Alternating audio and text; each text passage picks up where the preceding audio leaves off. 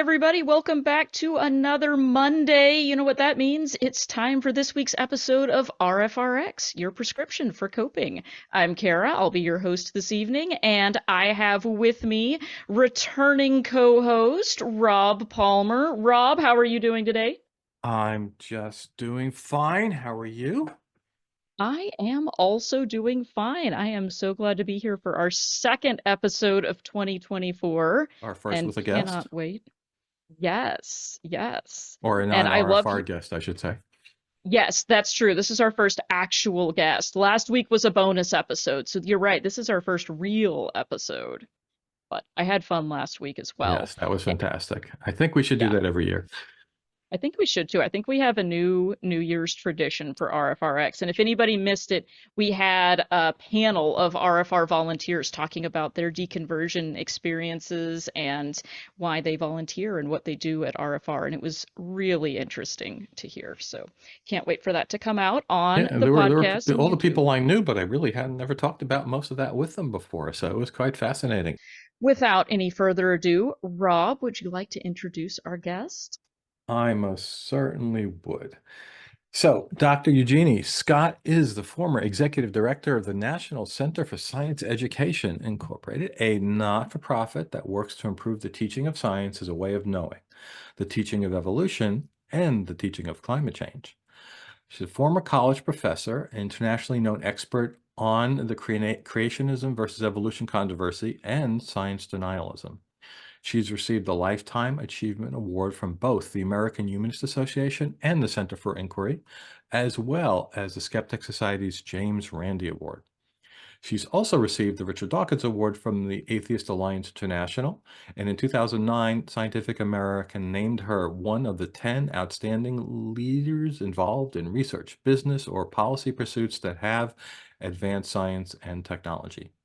She holds 10 honorary doctorates, and asteroid 249540 Eugenie Scott is not just coincidentally named that, it was named for her in 2014.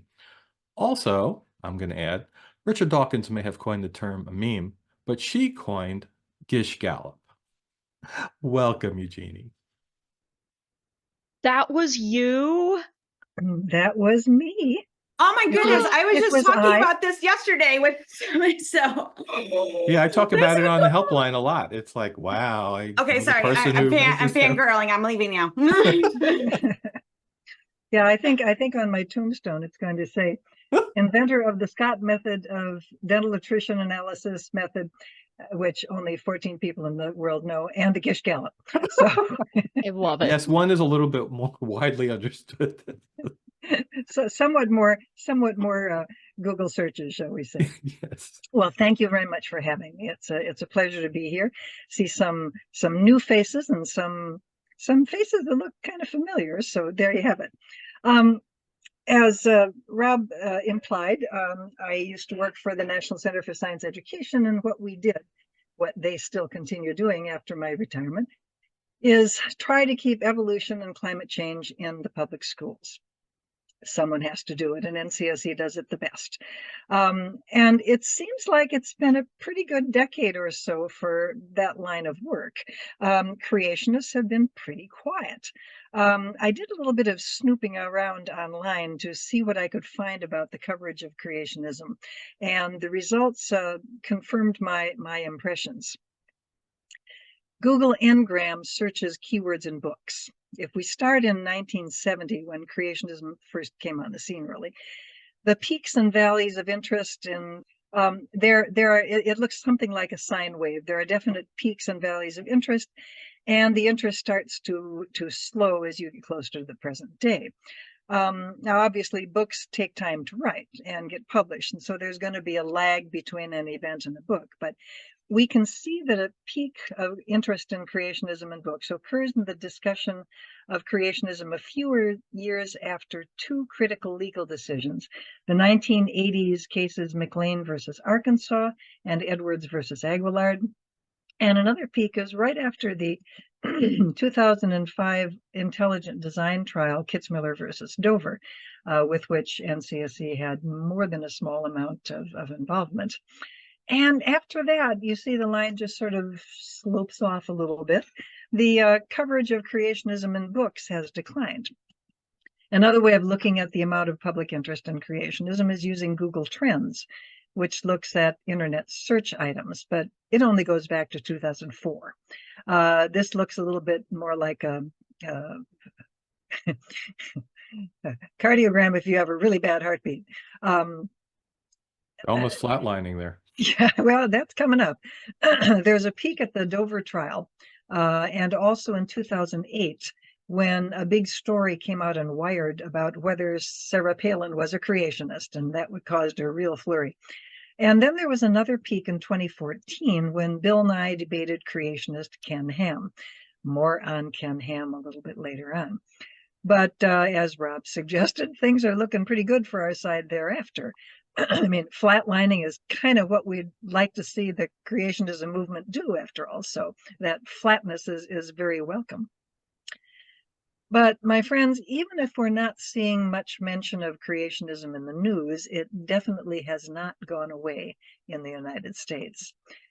The new Speaker of the House is an enthusiastic creationist, having worked in his home state of Louisiana to promote the teaching of creationism in public schools, the Louisiana Science Education Act, the bane of Louisiana teachers. He has his own self-described public interest law firm, which is a thing. My daughter worked for a public interest law firm. That part of it's legit.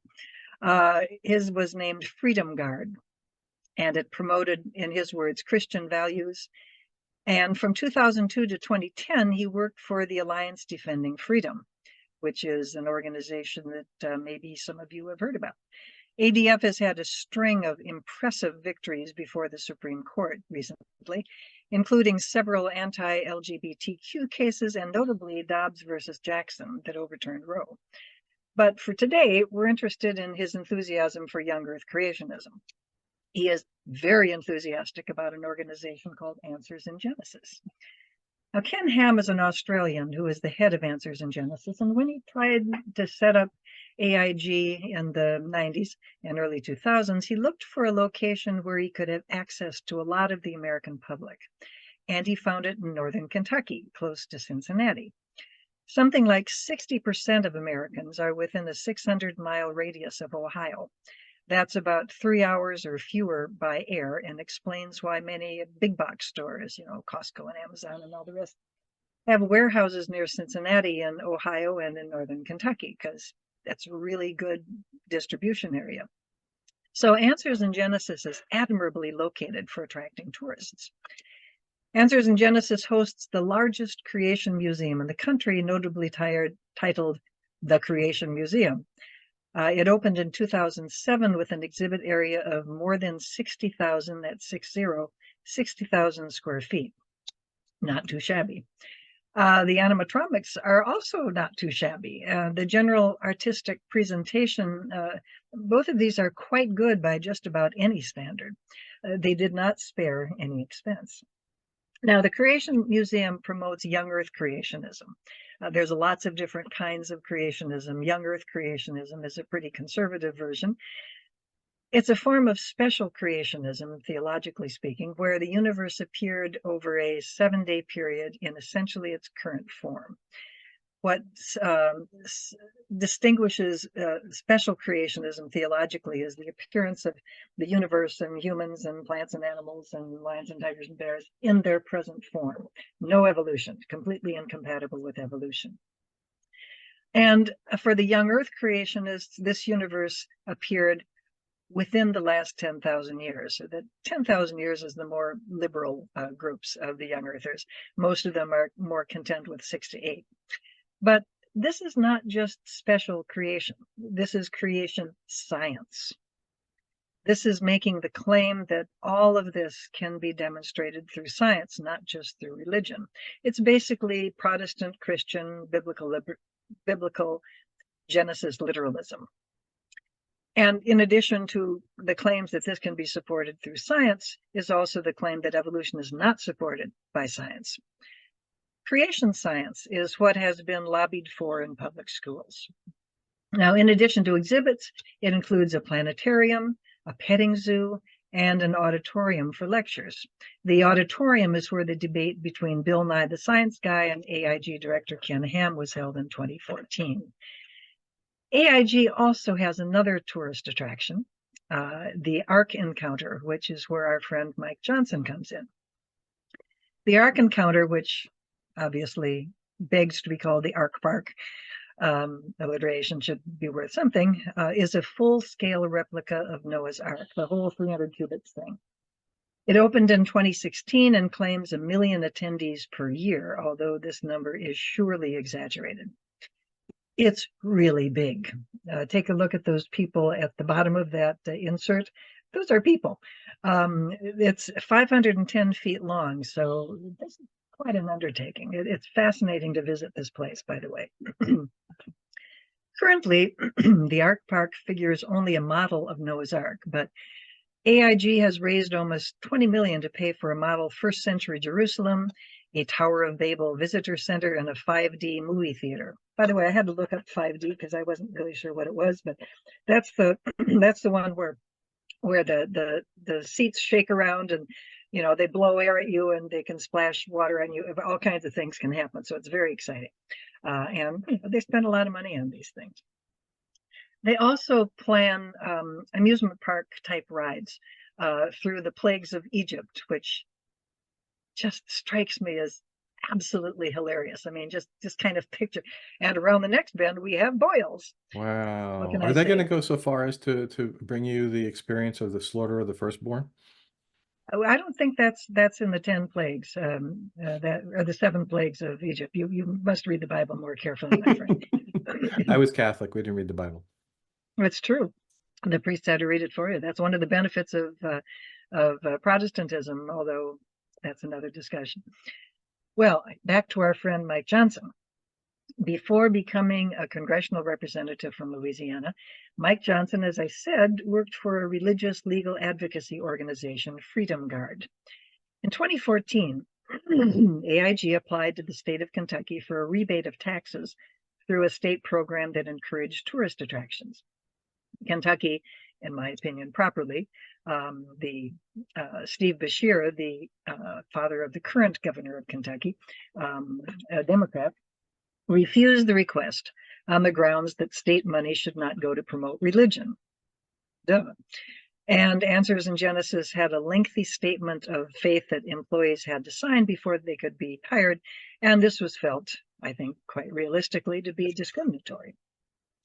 Answers in Genesis took the state to federal district court and was represented by Freedom Guard, our friend Mr. Johnson's organization, and some other Christian-oriented legal firms. The plaintiffs argued that AIG's freedom of religion, free exercise of religion, and freedom of speech was being impinged. In 2016, the judge ruled in favor of AIG, and the Republican governor at the time, Matt Bevin, did not appeal. I suspect it might have succeeded on appeal, but it didn't happen. After the Ark Park opened, AIG was granted something in the neighborhood of $18 million since its opening in tax rebates.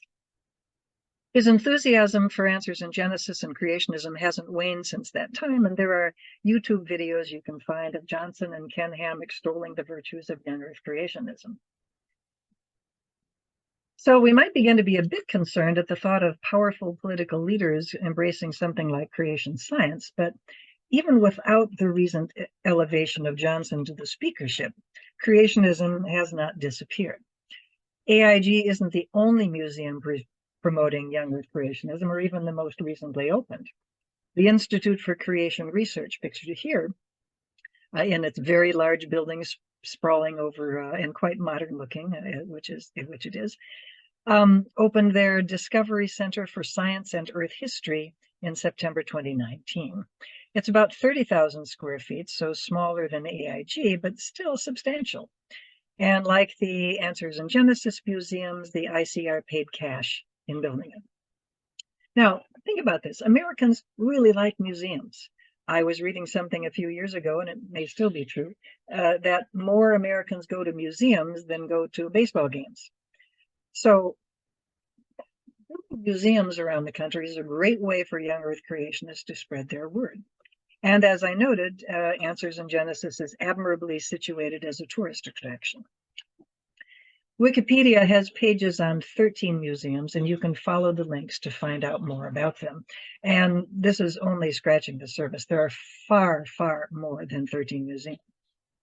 They range from New York to California, and most of them are small, but several of them are multi-million-dollar operations like AIG and Answers in Genesis. I'm sorry, and ICR. There are also reports of public school children being taken to places on field trips, which is disturbing on a number of levels. There aren't very many attempts to pass legislation to require the teaching of creationism, but as recently as 2021, a bill was proposed in Arkansas that would permit teachers to teach creationism. The reason why creationism isn't taught and evolution is because of a series of legal decisions over the last century. Here is a list, starting in 1927, ending in 2006. In literally every single creationism versus evolution case, 100% of them, creationism has lost. From Scopes to Epperson to Daniel versus Waters, Herndon versus Campbell, Crawley versus Smithsonian, Seagraves versus California, McLean versus Arkansas, goes on and on and on and on. Pfeiffer versus West Allis, Kitzmiller versus Dover, Selman versus Cobb County, lots and lots. Every single one of them, the creationists have lost. So, why have the courts been so harsh on creationism? For this, we have to look at the First Amendment. The core of the First Amendment's religion section is the Establishment and Free Exercise clauses. Taken together, they require the government to be neutral toward religion, neither promoting nor inhibiting religion, or favoring one religion over another, or religion over non-religion.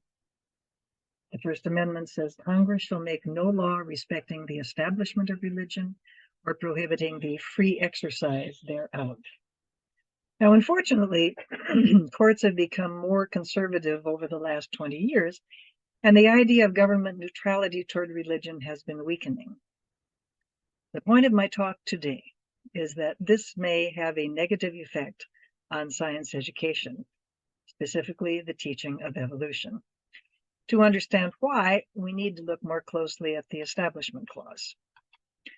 Since 1971, Establishment Clause cases have been decided based on a case called Lemon versus Kurtzman.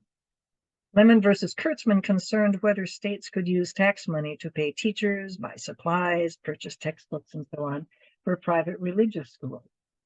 Just as the argument was that since the people whose children go to private religious school also pay taxes, the state should chip into their education. And Justice Brennan decided they couldn't. He turned them down based on a three-part test that he had devised. Does the practice or the law have a religious purpose? Does it have the effect of promoting or denigrating religion? Does it cause an undue entanglement with religion? By entanglement, they're thinking, does the government have to involve itself with too much interference with religion? The justices decided in Lemon that courts would have to monitor schools too closely over things like, are the teachers who are being paid through state money teaching only secular topics, or are they also teaching religious topics? That would require them to monitor the schools much too closely, and that is considered too much entanglement. Most cases judged under the Lemon test actually do focus on entanglement, as purpose is generally difficult to discern, and often the effect of the law is not predictable. Partly because of difficulties applying the purpose and effect clauses, Justice O'Connor proposed the endorsement test as a clarification of Lemon. He was quite clear in her, civil liberties orientation. She believes strongly that the government should not make religion relevant to a person's ability to participate in public life. She wrote, the Establishment Clause prohibits government from making adherence to a religion relevant in any way to a person standing in the political community. She wrote, quote, endorsement sends a message to non-adherents that they are outsiders, not full members of the political community, and an accompanying message to adherents that they are insiders, favored members of the political community. The proper inquiry under the purpose prong of Lemon, I submit, is whether the government intends to convey a message of endorsement or disapproval of religion. Now, the question arises, of course, of how do you decide whether a policy or law endorsed or disapproved of religion? O'Connor proposed that you consider whether a citizen, quote, a reasonable informed observer, in her words, who was aware of the history and context of the law or display, would conclude that the government was endorsing or disproving religion. If so, then the law or practice violated the Establishment Clause. Now, both the original Lemon decision and the endorsement modification have come under criticism by various judges and scholars. Judges have complained that, like the original purpose prong of Lemon, it is still difficult to apply. The claim is that it is subjective and results in inconsistent decisions. So, for example, in some cases where a complaint was brought about a creche being presented at Christmas time in a public place, sometimes it was considered constitutional, sometimes it isn't. Furthermore, how do you infer what a reasonable observer would know about a law or situation? How knowledgeable would such a reasonable observer have to be? So, the Lemon test was not without its difficulties. Conservatives on the court have been especially harsh about Lemon, as Scalia here in the decision Lamb's Chapel, 1993, wrote, like some ghoul in a late-night horror movie that repeatedly sits up in its grave and shuffles abroad after being repeatedly killed and buried, Lemon stalks our Establishment Clause jurisprudence once again. Similarly, Justice Gorsuch has bashed Lemon, and Thomas has called for the abandonment of it on several occasions. So we knew that the Supremes were gunning for Lemon, and we were hoping they wouldn't find a case where they would get a majority. Because you know where Lemon works really, really well? Creationism and evolution cases. This is a chart showing cases after 1971, beginning with Lemon versus Kurtzman, Daniel versus Waters, Hendren versus Campbell, McLean versus Arkansas, on and on and on. Every single one of these cases after 1971 cites Lemon versus Kurtzman as precedent. And in every single one of these cases, it is absolutely crystal clear that there is a religious purpose to the bill or law. And the thing is, the school board members or state legislators who try to get these policies passed don't even try. I mean, they have interviews with the press saying, oh yes, this is out to bring balance back into the classroom because evolution is atheistic and we need creationism to balance it out. I mean, they just flat out tell you that the purpose of the law is religious, which makes it a pretty good target for Lemon. And in every one of these cases, it's clear that there's a religious effect because basically you're presenting Protestant biblical literalist theology gussied up as science, poorly gussied up and very bad science. And the effect of that is obviously going to be the advancement of religion. In most of these cases also, there was entanglement involved. So Lemon has been very important to keeping creationism out of our schools. Those of us concerned about the creationism and evolution controversy have been obsessing over the Supreme Court attacks on Lemon for just this reason, and worrying about whether they would find a case to challenge it. And the answer is yes. In June of 2022, the Supreme Court issued a decision in Kennedy v. Bremerton. Now, you probably heard about this case because it got a lot of press at the time. This is the one about the praying football coach. Joseph Kennedy was an assistant football coach at Bremerton High School, which is a town near Seattle in Washington State. His day job was as a manager with the Puget Sound Naval Shipyard. The assistant football coach job at the high school is a part-time one and seasonal from spring training through summer and fall. It pays about $5,000 a year. In an op-ed for Fox News, he wrote, quote, "Before I coached my first game in 2008, I made a commitment to God that I would give thanks after each game, win or lose, for the opportunity to be a football coach and for my players. I was inspired to do this after watching the movie Facing the Giants." Now, Facing the Giants, I discovered, has a Wikipedia page. The movie concerns an underdog Christian school football team that wins the state championship because their coach and they themselves trust God and get the confidence to win. And you can read all about it and on Wikipedia, and maybe even watch it on Netflix. I don't know. I haven't. He would pray with the students in the locker room before a game, and after the game would pray at the 50-yard line because he'd promised God he would. He would invite students from his team and even the opposing team and coach to join him in prayer at the 50-yard line. And in 2015, a coach that he had invited to pray with him told the Bremerton High School principal he thought it was pretty cool that the district let Kennedy pray on the 50-yard line, which was news to the principal. They investigated and found that Kennedy had been praying in the locker room and kneeling on the 50-yard line after games for years. Before the game on September 11, 2015, the athletic director told him he should not be conducting prayers with players, but he did it anyway. So the administration wrote him a letter a few days later on September 17, informing him that leading prayers with students was likely an establishment clause violation that would get him and the district in trouble, so knock it off. Now, they suggested that he could pray privately as long as it didn't interfere with his job responsibilities. He was supposed to, round up the kids afterward, make sure they get on the bus, and maybe he had various things to do as an assistant coach even after the game. And as long as his private personal prayer wasn't around students or the public, a private personal prayer was perfectly fine. But Coach Joe wanted to pray publicly. He wanted to be a mentor. That was part of his view of himself as a mentor of these kids. And he even posted a note in his Facebook page saying, after he had prayed, of course, in public after being told not to, that he may have gotten himself fired.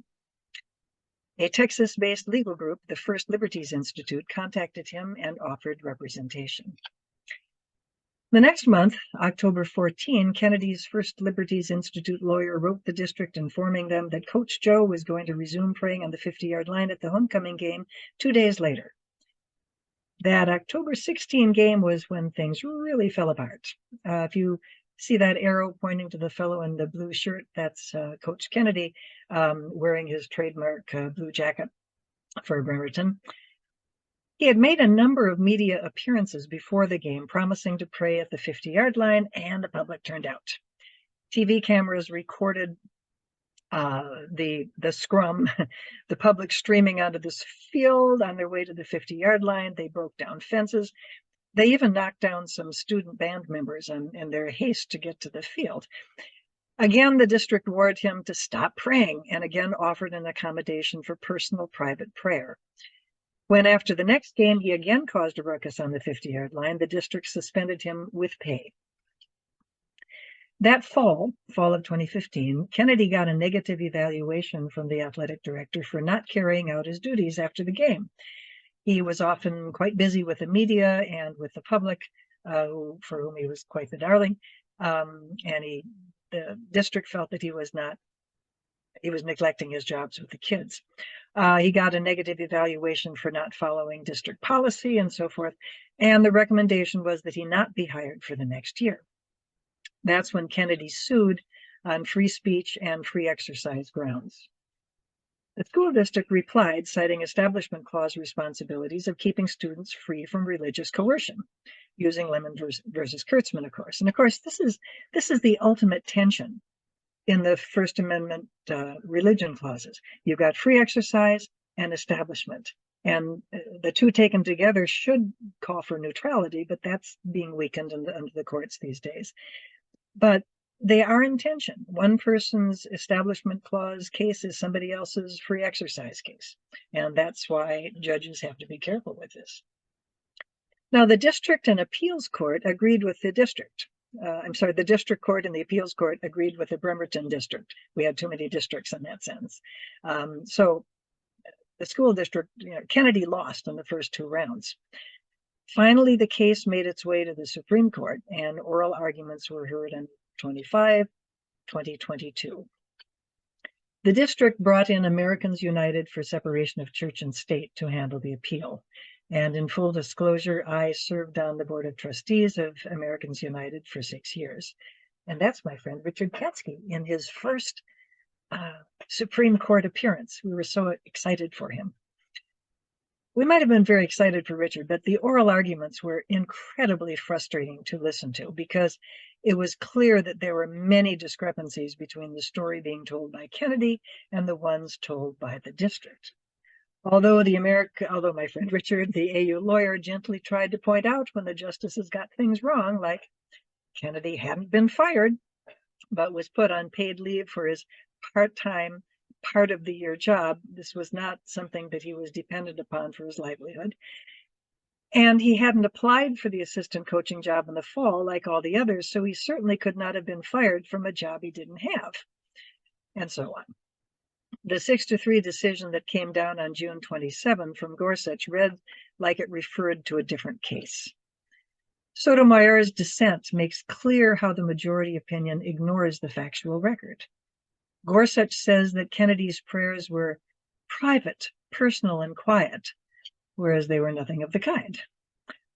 Gorsuch focuses on the 3 games in the fall of 2015, ignoring the 7-year history of prayer in the field and in locker rooms during the coaching time. He also ignored Kennedy's insistence on public rather than private prayer, where students could see and join him. Gorsuch also ignored that some students felt coerced to participate to get playing time. I think it's quite notable that after Coach Joe was suspended, students didn't continue praying on their own in his absence. Sotomayor even included 2 photographs in her dissent, which is almost unheard of in a Supreme Court decision. Lawyers that I know were just, their jaws dropped because, pictures just aren't part of the culture, so to speak. But these pictures show very clearly that these are not personal, private, and quiet prayers. Well, as interesting as the details of the Kennedy versus Bremerton case are, I want to focus today on another component to this case, and that is the overturning of Lemon versus Kurtzman, which is what happened. As I mentioned, the late Justice Scalia and Gorsuch, Thomas Kavanaugh, and other conservative justices have been gunning for Lemon for a long time. And the Kennedy case, the facts of which were misstated by Gorsuch, was the opportunity they took to finally nail down the lid. Sotomayor wrote, "The court overrules Lemon v. Kurtzman and calls into question decades of subsequent precedents that it deems offshoots of that decision. Decades of precedents are in jeopardy, including a long list of creationism cases." Well, if not Lemon, what does the court suggest be used to decide whether a policy or law violates the Establishment Clause? Here we have to turn to the prevailing legal approach of the current court. The conservative court members, especially Justice Thomas and the late Justice Scalia, have long promoted a view called originalism. It refers to constitutional interpretation, and in its first manifestation in the 80s and 90s, focused on the intent of the framers of the Constitution. Now, because there isn't always a lot of information on the intent of the framers, the original meaning interpretation came to replace the intent meaning. Now, the original meaning approach is related to textualism, or the idea that a statute or constitutional article should be interpreted only according to the plain meaning of the words of the document. And Scalia was a powerful proponent of this idea. A key case regarding originalism and the First Amendment was Greece versus Galloway in 2014. The town of Greece had a policy of inviting a religious professional from the community to begin their monthly meetings with a prayer. Susan Galloway, a non-believer, contended that the prayers were coercive, and because most of the speakers were Christian, the practice promoted sectarian religion. Justice Kennedy wrote that this was a constitutional practice because of historical practices and understandings. In other words, that there is something of a tradition for starting meetings of this, public meetings of this sort, with sort of symbolic prayer. But of course, symbolic or not. And he also took a swipe at Lemon and O'Connor's endorsement test. This was an application of originalism to the Establishment Clause in the context of prayer. and also an opportunity to take a swing at Lemon. He wrote, in place of Lemon and the endorsement test, this court has instructed that the Establishment Clause must be interpreted by reference to historical practices and understandings. History and tradition showed up in 3 2022 Supreme Court cases. New York State Rifle and Pistol Association versus Bruin, which is a Second Amendment right to bear arms case. Dobbs v. Jackson, Women's Health, striking down Roe v. Wade on 14th Amendment due process grounds. And of course, our subject tonight, Kennedy versus Bremerton, a First Amendment free exercise and free speech case.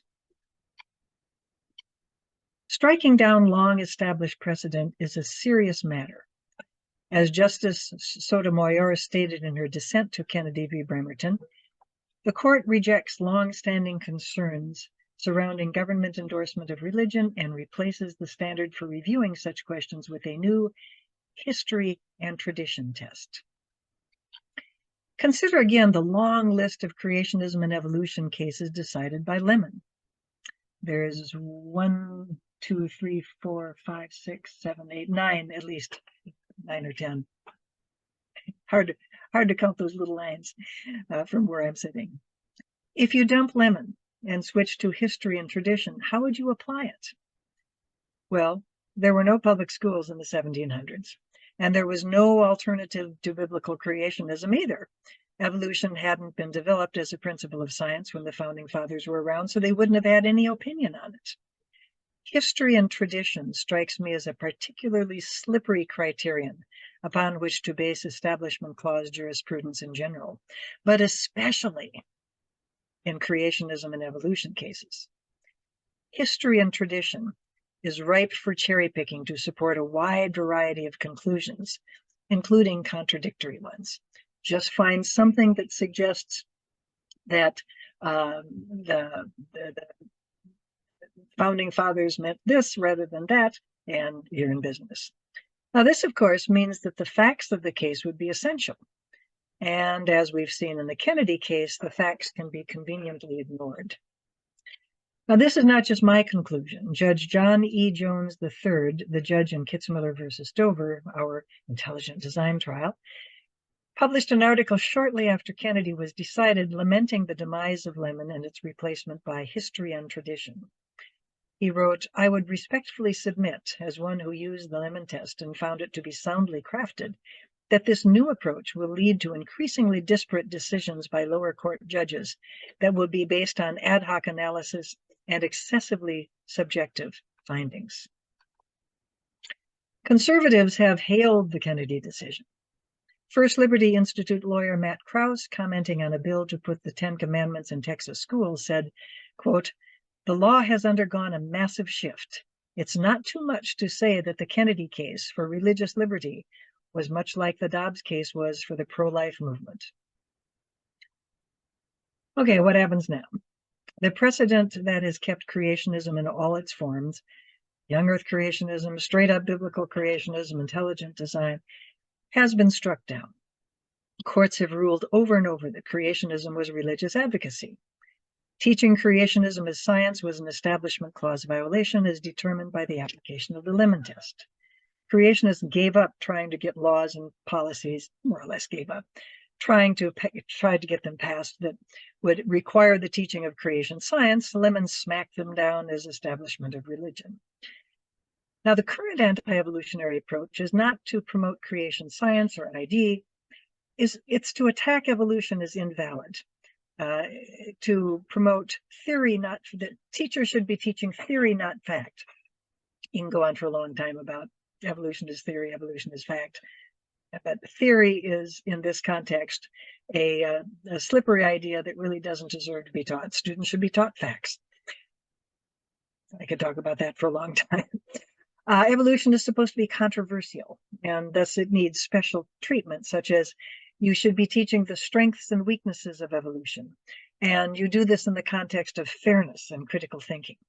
So creation science and ID are not being proposed these days because of Lemon and these trickier means of getting creationism into the classroom.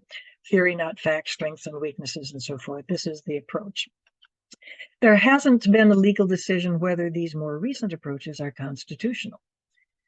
Our plan, should such a case have arisen, would have been to show the judge how these approaches evolved from efforts to get creation science into the schools, and thus teaching the evidence against evolution or strengths and weaknesses of evolution is merely teaching creationism barely once removed. And because Lemon said on the basis of purpose, effect, and entanglement, advocating creationism as a First Amendment violation, we would win. Well, Lemon versus Kurtzman is no more. The purpose, effect, and entanglement clauses, which work so perfectly with creationism and evolution jurisprudence, is no longer to be considered in Establishment Clause cases. Instead, we have the vague history and tradition and the high probability for cherry picking that it entails. Remember, I mentioned at the beginning, the early part of this talk, there was an Arkansas law proposed in 2021. It would have allowed creationism to be taught, but of course, it never, it didn't get out of there, it didn't pass because the legislators knew that it was unconstitutional.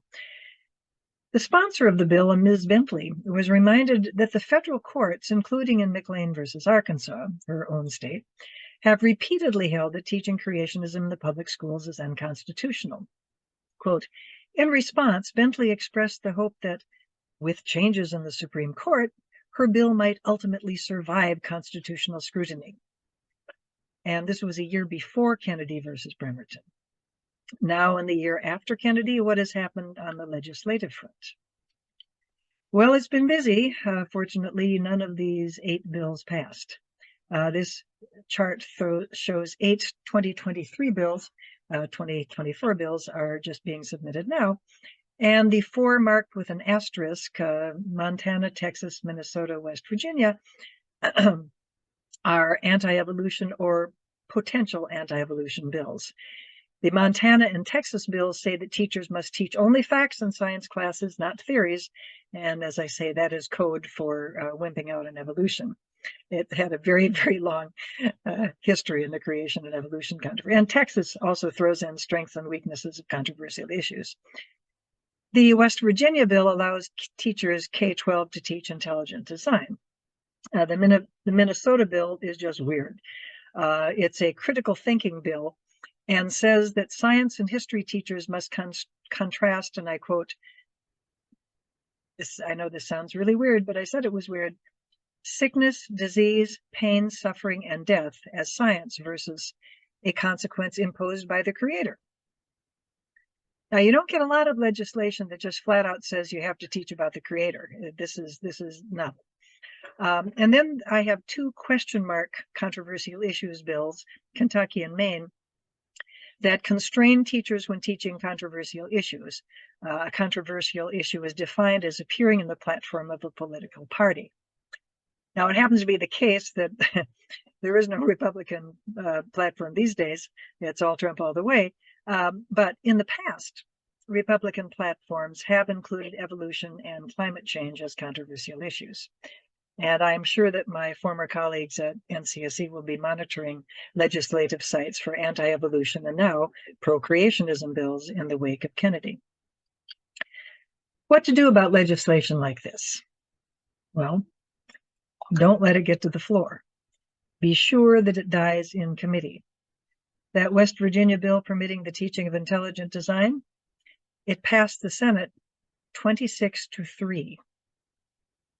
26-3. Fortunately, it died in the House committee and never got to the House floor. These bills are very difficult to vote against if they get to the floor of the House or the Senate. They are not regarded properly, as you and I would regard them, as poor educational policy, but as anti-religion bills. And as a politician in the United States, you are ill-advised to be perceived as anti-religion. But legislation isn't the only concern. Another concern is the individual teacher and what actually gets taught when the door is closed. School districts in the last few decades have made it clear to teachers that they should not teach creationism because Lemon made it clear that doing so would jeopardize the district. Without the fear, if you will, of Lemon, I can easily see a teacher telling students that, well, I have to teach you evolution because it's in the standards, but you don't have to believe it. actually Genesis is scientifically correct. Here's the evidence for that. And if creationism comes into the classroom, either by legislation or by a teacher freelancing, we can't use lemon to stop it. We have to use history and tradition, whatever that is. In my opinion, this bodes ill for evolution education. How about an update on Coach Joe? Kennedy versus Bremerton was decided in June of 22. The Supreme Court declared that Kennedy's free speech and free exercise rights had been violated. The Bremerton district had to reinstate him and pay his legal fees, which came to $1,775,000. He and his wife had moved to Florida in 2020, and in fact, the district didn't even know where he was for a while. The district had filed a suggestion of mootness to the Supreme Court in the spring of 2022 before the oral arguments, stating that since Kennedy had moved to Florida, he had no intention of returning to coaching across the country for a part-time job that paid $5,000 and was year-round. Kennedy stated that he'd be on the first plane to Washington if he could get his job back. Never fear. Remember that? It'll come back.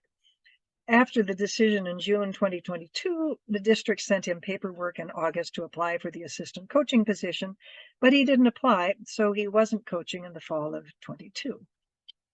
Apparently, he was on the lecture circuit after the decision that summer, hobnobbing with celebrities like Donald Trump, Mike Pence, Franklin Graham, and Ron DeSantis. He seems to have made the circuit of many of the Christian media outlets, wearing his traditional blue Bremerton t-shirt. Here he is on Mike Huckabee's Trinity Broadcasting Network program. Here he is in 2022 getting an award from the First Liberty Institute. This is a rifle. I guess something every coach cannot be without. He did fill out paperwork for the spring 2023 season and was reinstated as per the requirements of the decision. I could not find information as to whether he actually was there for spring football season. He was present in late summer on August 26, 2023 for the first day of preseason practice as a junior varsity assistant coach. He was present for the first game of the season on September 1, which is what the picture on the bottom, well, both pictures actually, where he took a knee on the 50-yard line, although not with students. Now, this seemed to be the culmination of his long effort, and he was quite ecstatic about being back as a coach, taking a knee on the 50-yard line as a victory in his lawsuits. 5 days later, on September 6, he resigned and returned to Florida. Now, you recall that the district attempted to get the case mooted before oral arguments in 2022, but failed because the Supremes believed him when he claimed that he wanted nothing more than to get his part-time $5,000 a year job back and would fly right back to Washington State if he could only be reinstated, which isn't quite what happened. In addition to being on the lecture circuit, he also has been working on a book. And his book, Average Joe, the Coach Joe Kennedy story, was published in October 2023. Allegedly, it's going to be made into a movie, but you keep your expectations low because when it comes to books made into movies, many are called, but few are chosen. He apparently is planning to continue what he calls his ministry, which promotes constitutional rights and his conservative Christian religious views. You can learn all about Coach Joe at his website, CoachJoeKennedy.com, and read his press releases, which have a certain amount of professionalism to them. But to return to the more serious topic of this talk, no one is hoping more than I am that I'm being alarmist. I would absolutely love to be dead wrong and have the district appeals and Supreme Courts look at the next creation and evolution case that appears and say, nah, you can't advocate this stuff in public school classrooms. It's clearly promotion of sectarian religion. Go away. And I would love for them to find a justification for them doing so, because history and tradition is probably not going to be it. Please, please, please let me be wrong.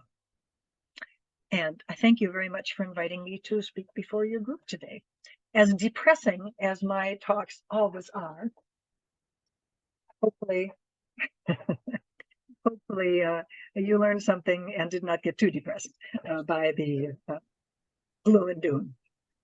We did learn something, and we appreciate you being here and sharing this with us because I know I am not a legal scholar and I am not as up to date on these things as I would like to be. So that was really good information to have, and I did not realize that all that had happened. So I appreciate you bringing it to our awareness. And We're- we always say we get excited about being wrong on this show. So, we're we hope hoping so. for it too.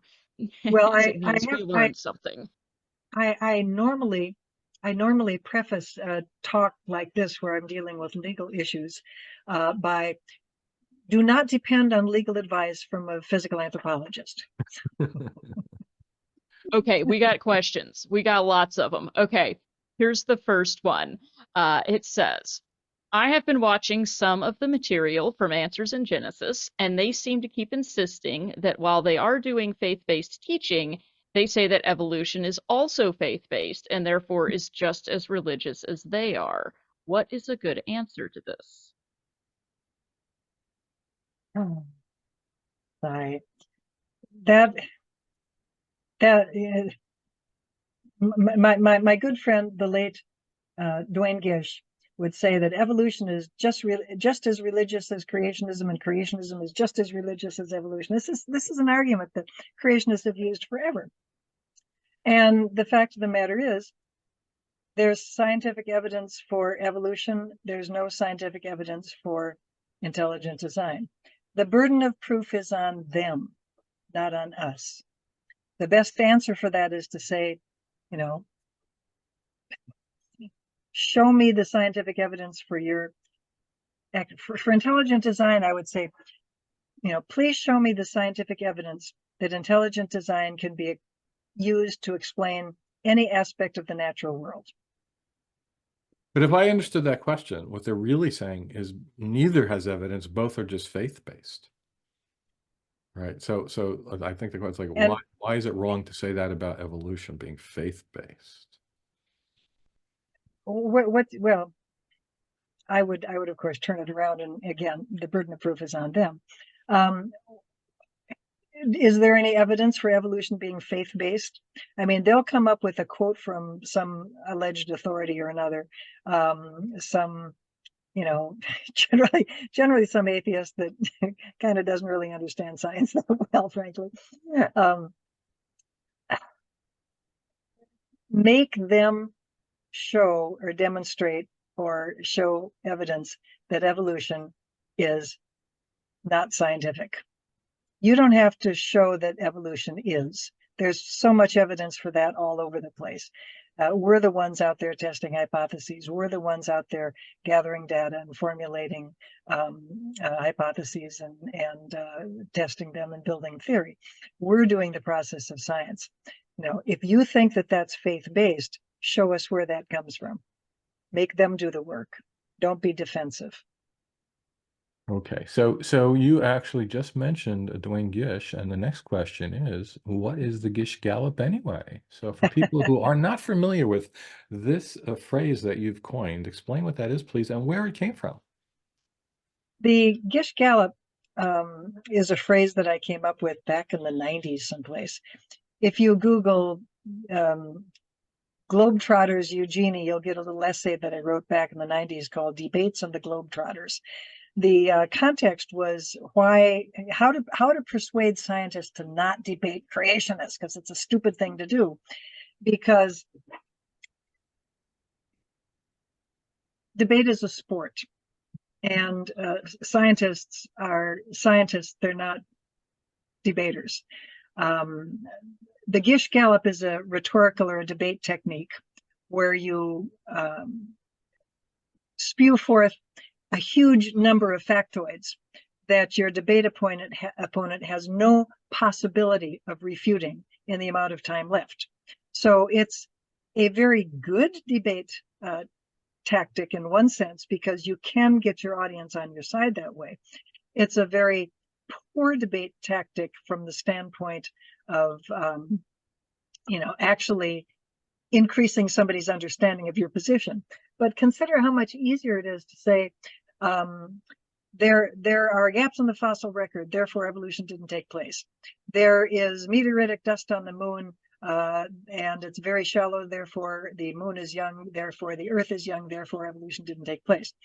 And there is radioisotopic halos in granite, therefore evolution didn't take place. I can explain each of those and why those are bogus arguments, but by the time I've explained each of those, my time is up. Okay, so the Gish Gallop is a rhetorical technique used by unscrupulous debaters to try to pummel the audience into accepting their point of view. And unfortunately, it does tend to work. If you politicians use it all the time. Somebody who is really adept at this is Mr. Kennedy, who is running for president, JFK Jr. or RFK Jr. He gallops all the time. He's really good. And I think he should be called out on it. If if you're listening to one of his debates, put in the chat, oh, here's a Gish Gallop. This is a guy who's just using a rhetorical technique rather than trying to help us understand his position. Yeah, I saw him do that there's a documentary, The Vaccine War, where he's actually got like a minute of it. And that's exactly what he did. He just, what about this? And what about that? And what about this? And what about this? And what about this? And yeah, everything he said sounded ridiculous, but altogether, if you're on his side, it's wow, he just put out 20 points. They can't possibly dispute all that. If you're on his side, and also as a member of the audience, it's kind of trying to make up your mind. The opponent might say, well, you're wrong about this and you're wrong about that. But because there's 4 or 5 other points that never got addressed, there's this sort of residual effect in the mind of the audience, where the audience member goes about, well, I guess he was wrong about A and he was wrong about B, but maybe he's right about C, D, E, F, and G. And so it's a technique that is actually remarkably effective, but you need to call people on it. And you've got something to call it now. I love that. It's an excellent, Did you easy ever to hear remember from term. did you hear from Dwayne ever on the subject of how dare she name this after me? Did anything Oh, ever? no, he never. Yeah, he's a very cordial fellow. No, he never complained about it. I have a feeling like most of the people who worked for the Institute for Creation Research looked at any publicity being good publicity. And so Gish Gallop was Gish. Well, now we know who Dwayne Gish is. Oh, wait, here's some articles he wrote. I'm sure he thought that was just fine. So I have a follow-up based on something you just said about not wanting scientists to debate creationists. So what did you feel when you first heard that Bill Nye was going to debate Ken? I remember not thinking it was a good idea myself. I remember that. I remember it well because it was, I think, New Year's Day. And I got an email from Bill saying, "Hey, Jeannie, I just accepted an invitation to debate Ken Ham at Answers in Genesis. Can you turn me over to a couple of your employees to help me prepare?" And I shot back, and he was, "Can you get out of it? It's a really bad idea." And he wrote back saying, "No, I signed a contract." He said, "This is a really bad idea." And so he ended up coming down, I guess, up. He's in Southern California. There's really no up or down on the globe, but never mind. Bill came up and he spent a day with me and my staff. And I think he did as good a job as anybody can do in that kind of situation. And the reason his science was good, but the reason why he did so well is because he's a communicator. And that's what those debates are all about. Most scientists would get up and they'd drone on about Darwinian gradualism, and there would go the audience, and here's the biochemical evidence for evolution. And off they'd go. But, when you're really good at communicating ideas like Bill is, the other thing that we told Bill, and he understood this immediately, which is your affect is all. People will little note nor long remember what you say, but they'll remember whether they liked you or not. They'll remember how you behave. They'll remember you as a person. Are you a good person? Did they like you? And that has a great deal to do with the acceptance of your ideas. I mean, it's necessary, but not sufficient. You also have to have, but not to speak ill of the dead, but a physical anthropology friend of mine, Vincent Sarich, somehow got it into his idea back in the 90s that he was the debater par extraordinaire of creationists. And so every time the ICR couldn't find someone to debate at some university around the country, generally we'd get there and say, "Don't do it," and so nobody on the science staff would do it. And good old Vince would say, "I'll do it," and he'd pack his bag and he'd fly off to Iowa or wherever the hell. And they could not have asked for a better evolutionist debater than Vince. I mean, he was about 6'7". I mean, he was this huge guy. He had a big black bushy beard. He was aggressive as hell. And he was an atheist. And the first thing he told everybody is he's an atheist. And I thought, oh, great, this is perfect. It's just, did the ICR write your script or what? But Bill came across, and it's genuine. He came across as a nice guy. And he is a nice guy. It's not hard to be when you start out that way.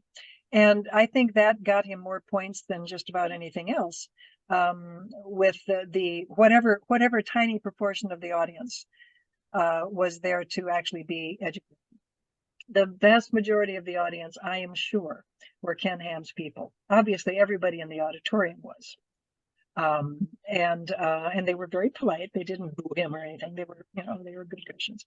But the vast majority of the people watching, that million people watching that stream, I suspect a lot of them ended up contributing to Ken Ham. This was a big fundraiser for Ken, which is another reason why Bill shouldn't have done it. And Ken ended up paying for a chunk of the art park as a.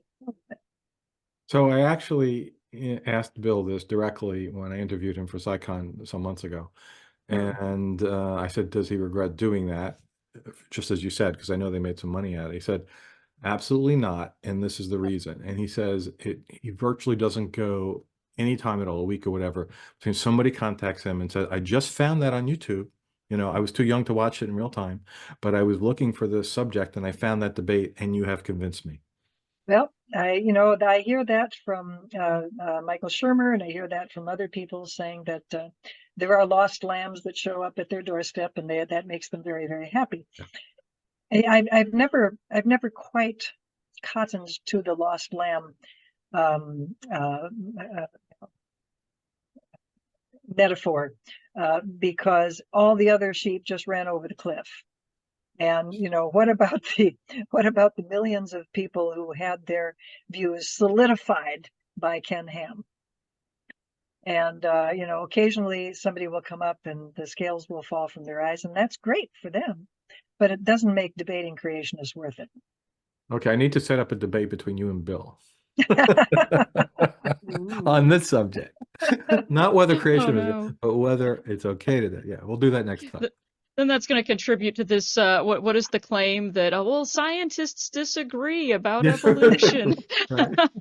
Something the like atheists disagree. It's okay to disagree. Next question, Cara, are you taking it? Yes, I want to ask this one. We had a question that got upvoted a couple of times, I think. Some people were very interested in this concept of the history and tradition test versus the lemon test that was being used. And someone is wondering, in light of all the new decisions that have happened, can't you use lemon as history and tradition? Probably not. But like I say, don't depend on legal advice from a physical anthropologist.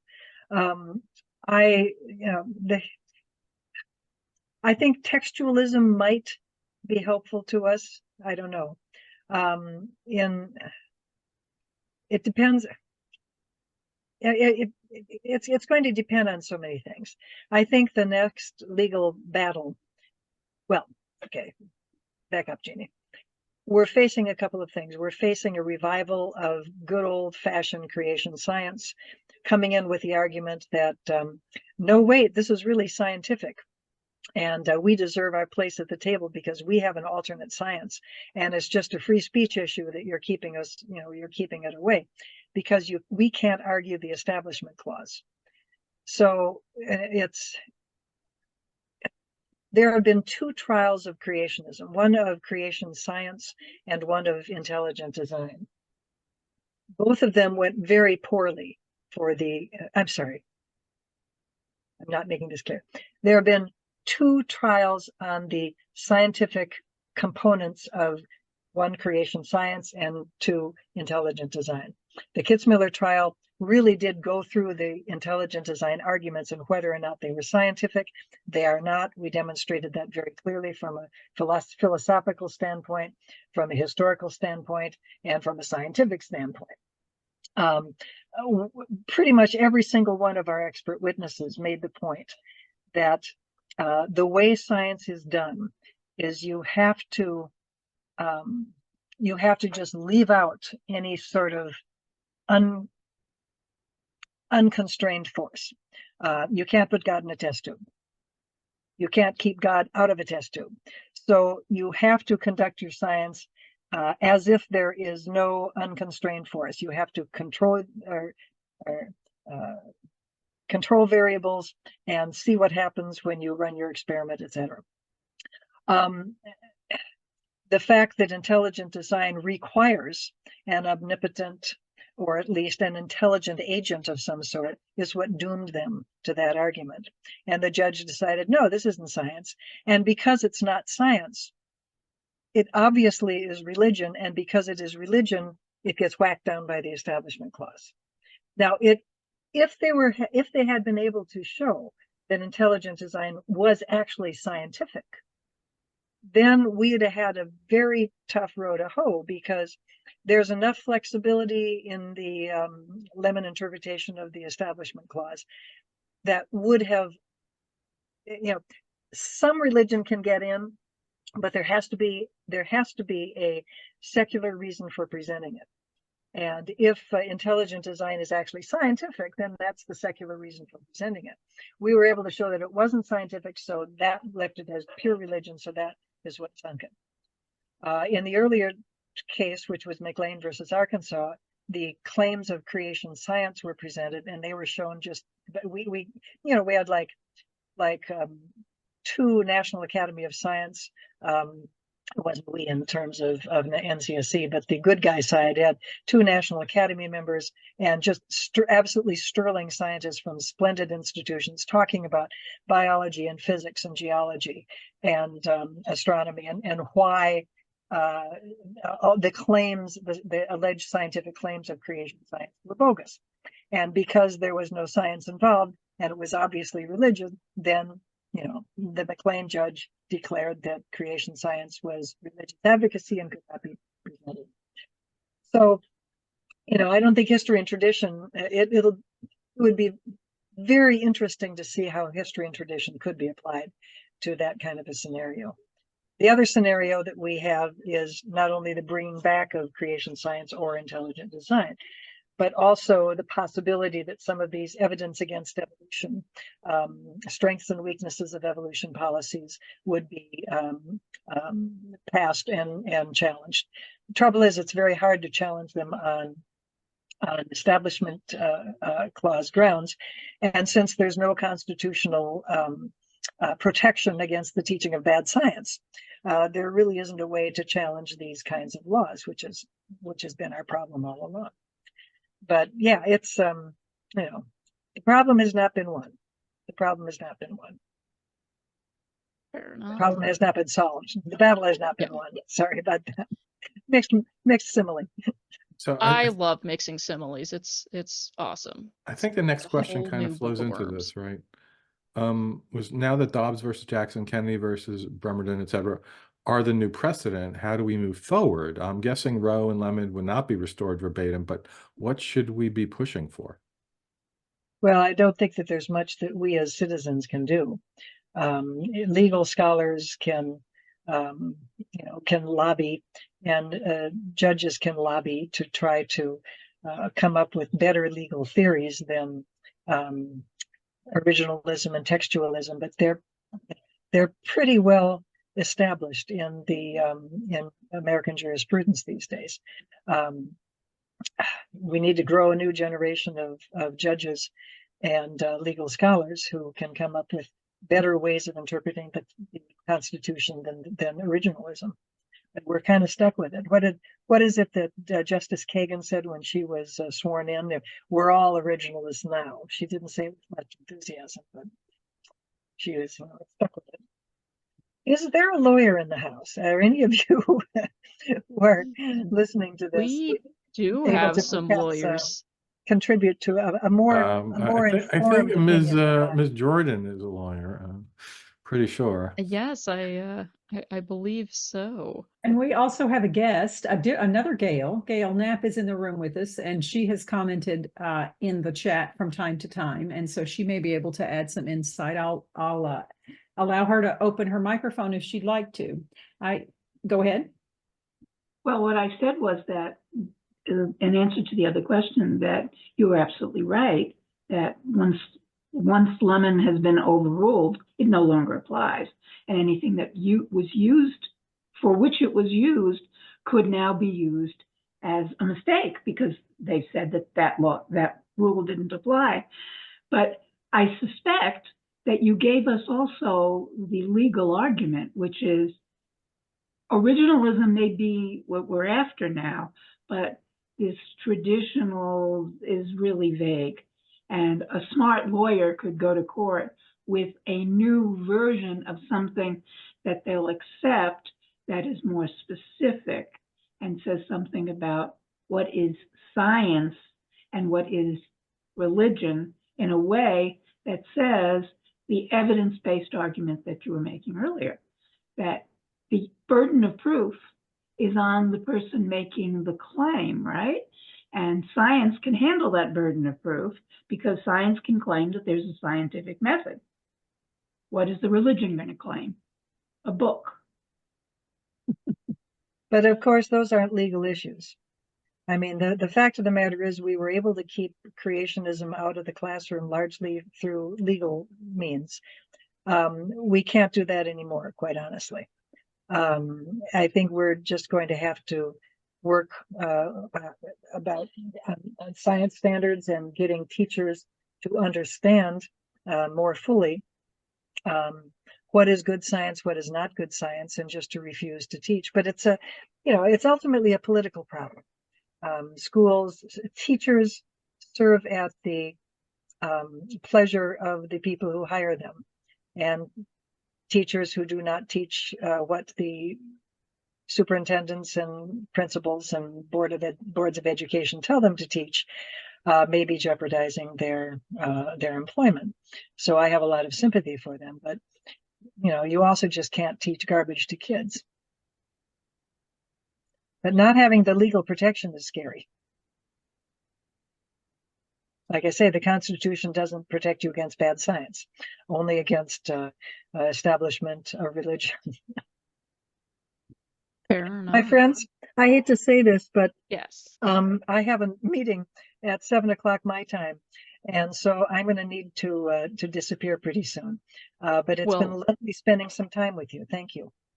Thank you so much for coming, and we know you do need to get on to your next appointment, so we will go ahead and wrap up. If you have just another moment, we'll have some closing thoughts from our other attorney in the House, Gayle, but other Gayle. But don't forget to join us next week, same time, same channel. We have a visit from Mr. Deity, and you can ask questions in that interactive episode of him as well. So join us next week and check out our YouTube and our podcast, Recovering from Religion, to catch up on previous episodes between now and then. And don't forget to follow us on the social medias. Rob, do you want to mention where we can We're be on found all of them online? pretty much. Facebook, that's we're just recovering from religion on Facebook. We have a Facebook support group, which is RfR Support Group Project on Facebook. We're on that thing that used to have a real name and is now just called X at RfR.org. We're on the Instagram and also the TikTok. Yeah, absolutely. So Not follow, Threads, like, not Threads yet subscribe. though. Apparently, somebody has to work on that. Yeah, we'll keep working on it. But yeah, check us out there and help us get out there to more people that need help recovering from religion. And in the meantime, we know Dr. Scott has to get on to her next appointment, but Gayle, would you like to give us a few words in closing to wrap us up for the evening? Thank you, Cara. Thank you so much. Dr. Scott, thank you so much for coming. It was a surprise to me. Instead of a trip through the science of evolution, we got to go back to law school, and I thoroughly enjoyed it. And so as a result of that, I have good news and bad news for everybody. The good news is we're going to bring Dr. Scott back, and we will have that evolution lecture. The exciting part that those of us who grew up without that evolutionary knowledge, it lights us up to learn it even over and over again because we weren't exposed to it. And it is so much more magnificent than the creation story, if I do say so. The bad news is I have listened to every word of Dr. Scott's lecture as a lawyer, and I was hoping against hope I would have something positive to add or some correction to make or to say, oh, it's not quite so bad, but it is bad news. It's bad news. It's the swing has not gone our way. The protections are not in place. It's dismal right now. And so I appreciate everyone's trying to ask, what do we do and where do we go? And of course, you're going to hear me say it over and over and over and over again. We can get out and vote. We can be involved in our community. We can go to our school board meetings. We have to make ourselves heard. We have to push back. It gets frustrating and defeating, but that doesn't absolve us of our responsibility to do that. Dr. Scott, I know you have a meeting. You have about 8 or 9 minutes to get yourself a drink and do whatever you need to do for your next meeting. I so appreciate you coming, and we do look forward to having you back. Thank you again so much for coming. Thank you to everybody who does all the things that you do to get these RfRx talks in the proper places. Everybody that led the group, those who chatted in the chat and made you put your comments, and thank you to our guests, each and every one of you for attending tonight. Thank you. Bye-bye Thank you. now. And thank you, Eugenie. You have a good evening.